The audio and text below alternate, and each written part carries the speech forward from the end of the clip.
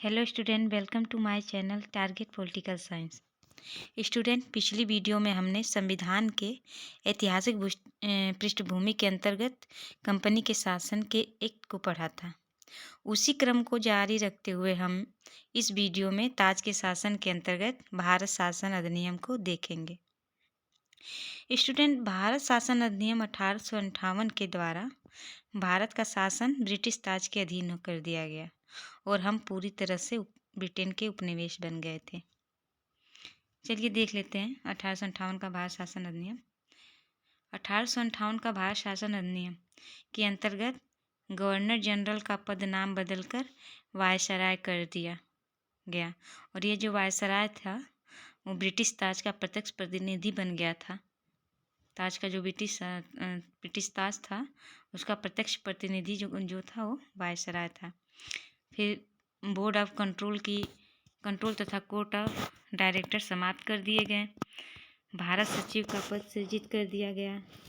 सचिव की सहायता के लिए 15 सदस्यीय परिषद का गठन किया गया। फिर नेक्स्ट है 1861 का भारत परिषद अधिनियम। इसमें देखिए क्या प्रावधान किए गए थे।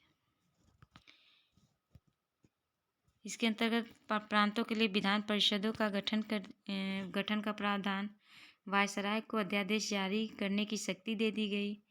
फिर कानून बनाने की प्रक्रिया में भारतीयों को भी शामिल किया गया। प्रांतों को भी कानून बनाने की शक्ति दे दी गई। नेक्स्ट जो है वह है 1892 का भारत परिषद अधिनियम। विधान परिषद के कार्यों में वृद्धि कर उन्हें बजट पर बहस कर और कार्यपालिका के प्रश्नों का उत्तर देने के लिए अधिकृत किया गया।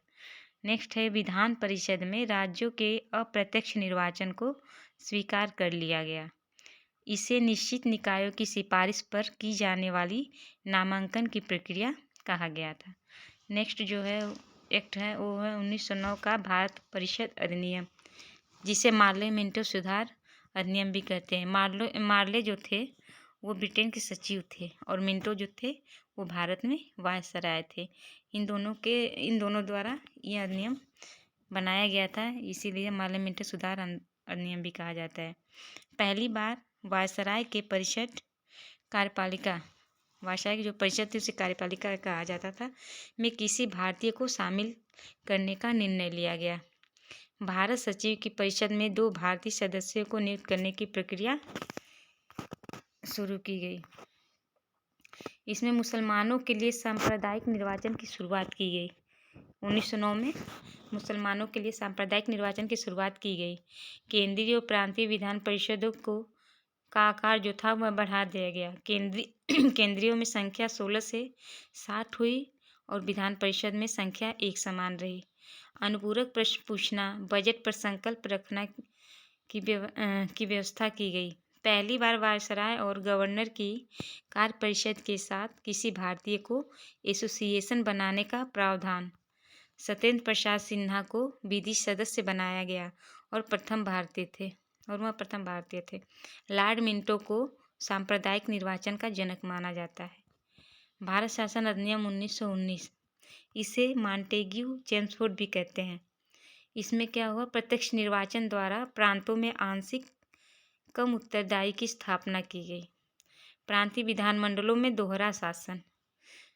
सिखों, भारतीय ईसाइयों, आंग्ल भारतीयों के लिए सांप्रदायिक निर्वाचन। देखिए ये नोट कर लीजिएगा, 1909 में सिर्फ मुसलमानों के लिए जो सांप्रदायिक निर्वाचन किया गया था और इसमें नेक्स्ट 1919 जो है इसमें भारतीय ईसाइयों, सिखों और आंग्ल भारतीयों के लिए सांप्रदायिक निर्वाचन की व्यवस्था की गई। फिर नेक्स्ट है लोक सेवा आयोग का गठन का प्रावधान 1926 में इसी के द्वारा किया गया। केंद्र और राज्यों का अलग बजट कर दिया गया। इससे पहले जो बजट निकलता था वो एक ही साथ रहता था, पर 1919 के तहत इसे अलग कर दिया गया। पहली बार देश में द्विसदनीय व्यवस्था और प्रत्यक्ष निर्वाचन की व्यवस्था की गई। भारतीय विधान परिषद के स्थान पर द्विसदनात्मक व्यवस्था का प्रावधान किया गया। भारत शासन अधिनियम 1935, यह नियम जो था सबसे बड़ा नियम था।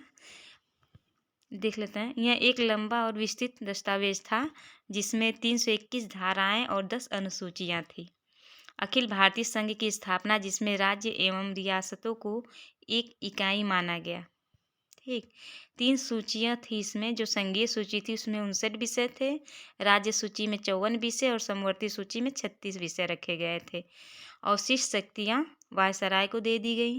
प्रांतों में द्वैत शासन समाप्त कर प्रांतीय स्वायत्तता का शुभारंभ किया गया और केंद्र में द्वैत शासन प्रणाली का आरंभ किया गया। इसमें दलित जातियों, महिलाओं एवं मजदूरों के लिए अलग से व्यवस्था कर सांप्रदायिकता का विस्तार किया गया। देखिए, हमने 1909 में जब पढ़ा था उसमें मुस्लिम के लिए सांप्रदायिकता की व्यवस्था थी। 1919 में सिख और ईसाइयों के लिए और नेक्स्ट जो 1935 का नियम है, इसमें दलित जाति और महिलाओं मजदूरों के लिए अलग सांप्रदायिकता की व्यवस्था की गई है। 1937 में संघीय न्यायालय की स्थापना हुई और इसी के अंतर्गत वर्मा को ब्रिटिश भारत से अलग कर दिया गया। आरबीआई की स्थापना की गई 1935 के नियम के अंतर्गत। 2 नए प्रांत सिंध उड़ीसा का निर्माण भी किया गया। फिर है भारत शासन अधिनियम 1947। 20 फरवरी 1947 को ब्रिटिश प्रधानमंत्री क्लीमेंट एटली ने घोषणा की कि 30 जून 1947 को भारत में ब्रिटिश शासन समाप्त हो जाएगा और 3 जून 1947 लॉर्ड माउंटबेटन ने विभाजन की योजना पेश की, जिसे माउंटबेटन योजना भी कहा जाए। भारत से ब्रिटिश राज समाप्त कर भारत संप्रभु राज्य घोषित किया गया। इसके अंतर्गत 2 स्वतंत्र डोमिनियन भारत और पाकिस्तान का सृजन किया गया और 15 अगस्त 1947 को भारतीय रियासतों पर ब्रिटिश शासन की समाप्ति कर दी गई।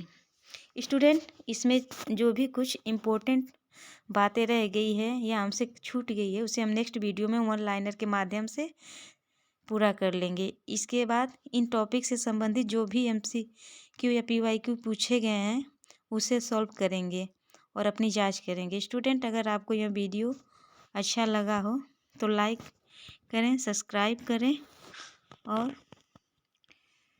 साथ साथ बने रहें।